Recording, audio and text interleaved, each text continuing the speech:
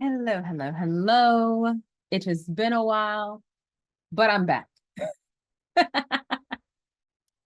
So many things have happened since the last time I was on here. So many things have happened. So let me catch you back up. Let me catch you up. Let me catch you up. My name is Abriana, and I am here for Horses, Wine, and a Damn Good Time. Okay. I talk about entrepreneurship, my love of wine, and just create lifestyle content around my role in the horse industry and how I continue to create the life that I want to live. So, over the last 6 weeks, I have been away from home. Like this background that you see here, this is home, technically. But in the last 6 weeks, I have been away at my parents' house due to travel, hurricanes, more travel, work with Encore. Like it's been a lot. So in the last 6 weeks, I've been to California twice. I have been to Texas. I have been to Virginia. I have been back to North Carolina. Um, and that work is with a company called Teaching Horse, which I do facilitation for. It's a leadership development company that prepares leaders to navigate uncertainty based on a model that has been observed in horses and their ability to navigate different terrains. So I do a lot of leadership development coaching and facilitation for that business. And that is where a lot of my travel has come from. So over the last 6 weeks, I think I've done 5 engagements, four, 4 or 5 engagements, but they have just taken me all over the place. And because my parents are watching my dogs, I've been in Chapel Hill. I've been in their house. Um, so that was like the biggest reason I was away. There was a point in time where I was going to come home, but I didn't because there was a hurricane like Debbie or something like that.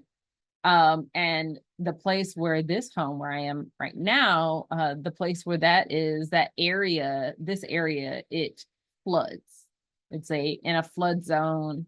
And so when I was going to come back home, I didn't because I didn't want to be stuck here away from my parents or specifically my father, who was like my apocalypse bestie. Okay. I did not want to be away from him in a hurricane when there was really no reason why, right? This house doesn't really flood. It wasn't that bad. But the roads getting into where I live were kind of bad. So I just stayed home and it was fine. Everything was fine. It caused me to be away from home so much longer than I planned. Next update, kind of on the business forefront. With Cowgirl Cameron, I launched a Kickstarter and it will be over September 4th. It'll literally be over this week. And so for my Kickstarter goal, it's for the book Cowgirl Cameron and the Funky Fleece Fiasco. And I had a Kickstarter goal of $2,500. We have since surpassed that goal, and I am so excited that we reached the goal, let alone surpass the goal. But I really started it in order to test the market and see what it would be like to have people choose what they want and then bring those things to life. So, there's always people wanting Cowgirl Cameron dolls and Cowgirl Cameron this and that. And I wanted to know ahead of time. So Kickstarter is a way to create this like pre-order situation.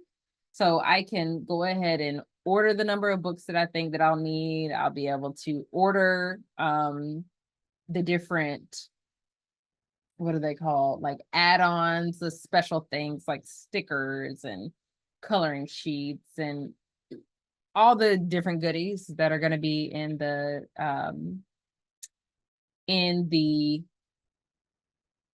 rewards. That's what they're called. Lord have mercy.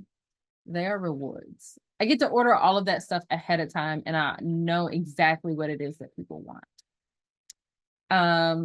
So another reason why I started that is because I've been doing a lot of reflection and a lot of kind of networking and talking to people and thinking critically about my goals for Cowgirl Cameron.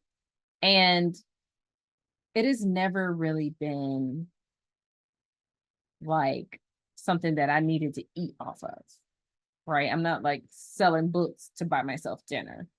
It's never really been the case. And my vision for it is so much bigger than just books.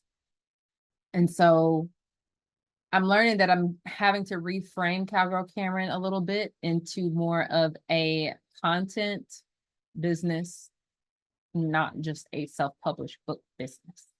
So I am really placing emphasis on that for the next year. Bringing in people to help me with the content development, and just trying to be strategic around how content is developed and what value it's going to be bringing all of our Barnyard besties. So I will be kind of documenting my thoughts through that. And I think I'll create kind of a specific playlist for like Cowgirl Cameron business shenanigans, and you'll be able to see how that is evolving, and it'll be great for me to document how I am approaching this notion of Cowgirl Cameron being a content business to get us to our ultimate goal of licensing. Next thing, I don't think I've shared yet on this platform, but I was accepted into the Goldman Sachs 1 Million Black Women in Business program.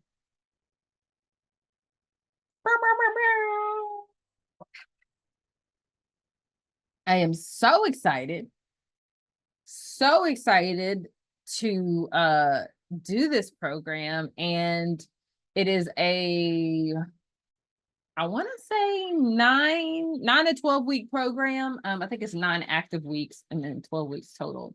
But we are going to be diving into the fundamentals of our business. We're going to be receiving coaching, and we actually are being flown to New York next week, and then again in December for graduation. So I am really excited to dive into that for my service-based business, which is Black Unicorn Creative. And I think that, I don't know, I'm ready to build a network. I am ready to connect with people who are like-minded and have been in business for a very long time.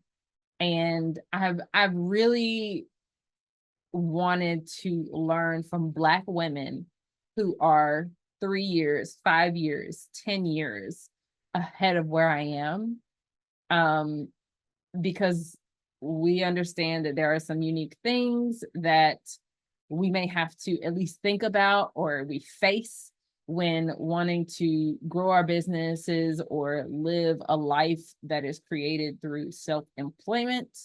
So I want to learn from some women who have done that and who are just a few years ahead of me, so I can understand what it is I'm truly needing to think about in this next season. That being said, last Monday was my 5th year in business. It's been 5 years since I started my business.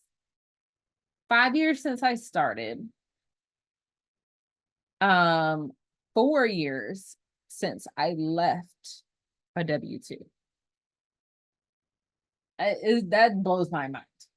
It blows my mind. And yeah, I don't know. I just really, really, I'm so thankful. I'm so thankful that we're still here because, you know, life lifed, and I could not still be here. So I'm just so very proud of myself for continuing to push and not letting it go. Yeah, it is sheer willpower, sheer stubbornness, sheer drive to say, I am this close to whatever I feel like I need to unlock. I am this close to unlock it. And I'm just so very thankful for coming this far. To celebrate my 5th business birthday, I actually joined the North Carolina Association of Agritourism. I think that's what it's called. And I did a farm tour that Monday, the Monday of my business anniversary. I did a farm tour, and we visited 5 farms in the Raleigh area. A couple were in Raleigh, some like then Apex, then Benson, and I have on the t-shirt from the last place that we went. But we visited all of these different farms and learned how they implement agritourism into their business model. A lot of them have things for kids, things for families. They do field trips and school visits and have homeschooling kids. And there was a nursery that we went to that has space for people to come and has like a little venue. You can rent out some space there. They have a walking trail. That one was called Hands On Nursery, I think.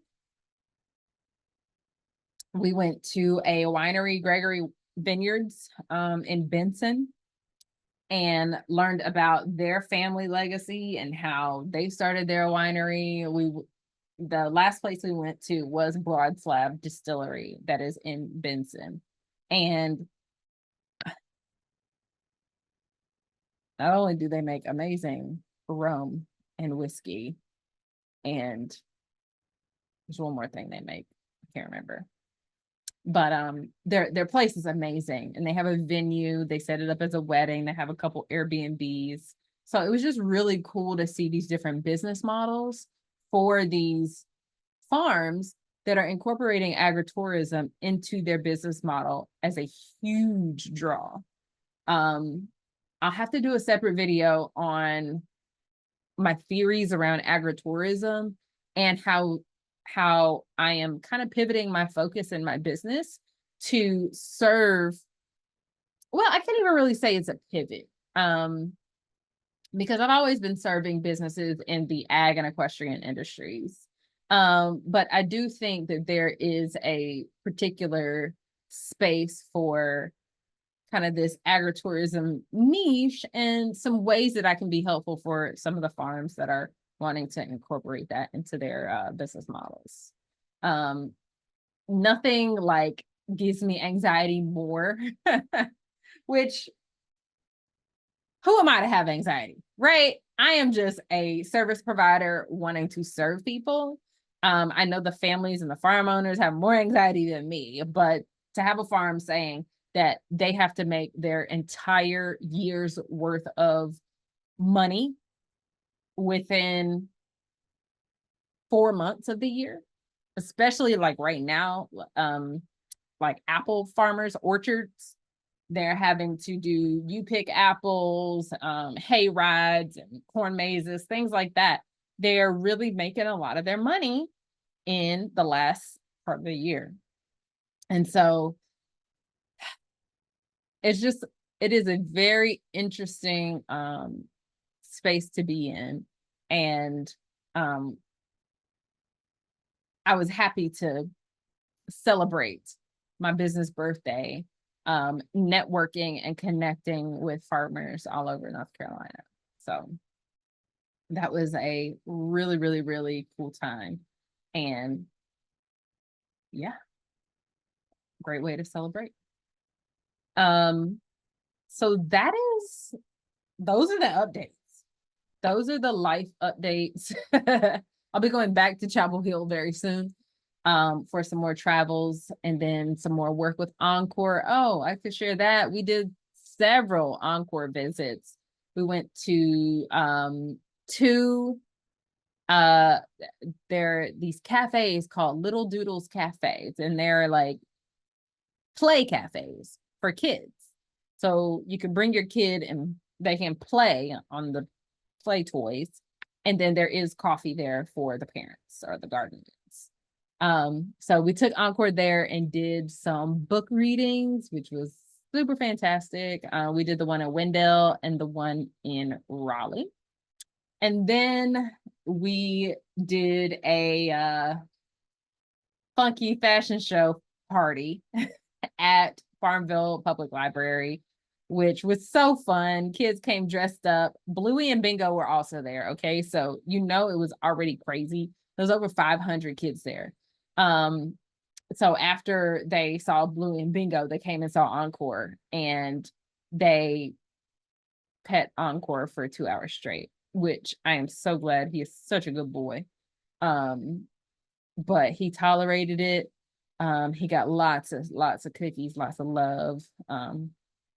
And yeah, it was a good time. And we got some more coming up this week. So that's why I'm going back to Chapel Hill so that we can do that. But yeah, that is an update on life as we know it. My last video is like doing numbers and like I gained YouTube subscribers. Don't tell me y'all want to see more of me. Don't. Okay, I got you. I got you. You will see more. All right. Thank you so much for tuning into this life update, and I will see you next time. Bye.